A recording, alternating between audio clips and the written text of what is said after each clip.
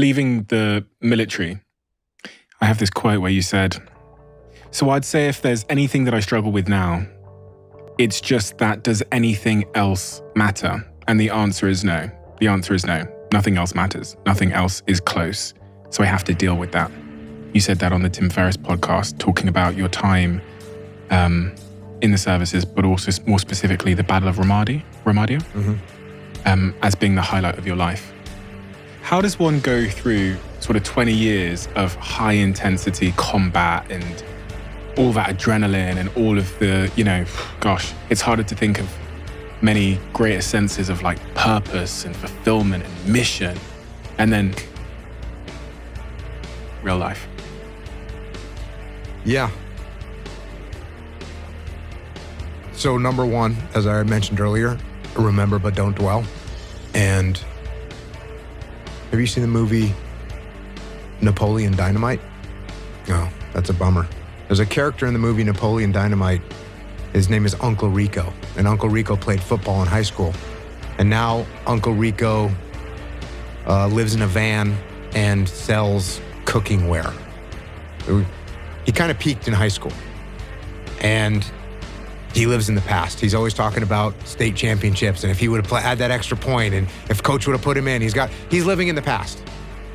And so while that quote right there, no doubt that you just read from me is accurate. I mean, there will not be, I don't think, anything in my life that will have as much intensity, as much mission focus, as much meaning, as much opportunity, as much loss. Like that is, combat is like life, but amplified and intensified. So every emotion that you have, like you have an emotion when you formulate a new plan and when you sell a business or buy a business, so you have emotions. That's like combat, but it's amplified, it's intensified, and it's a lot more. So that quote that you read is true.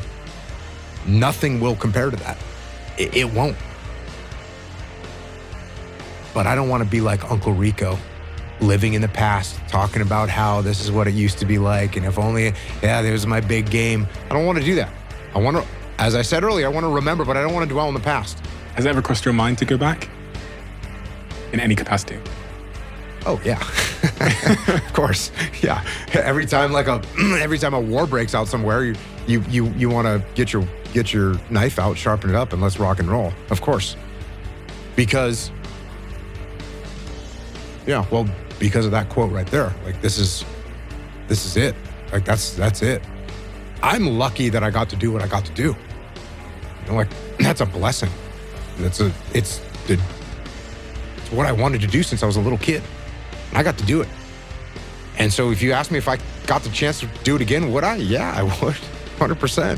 You could though, right? You could go be involved in some capacity in the SEALs. Yeah, there's things that I could do to, be a gunslinger again and all that. But it's also not the same. So, because I retired from the Navy and so I'm not in the military anymore. I still work with the military. I still train the military. But to go and be a gunslinger again, now you're doing something different.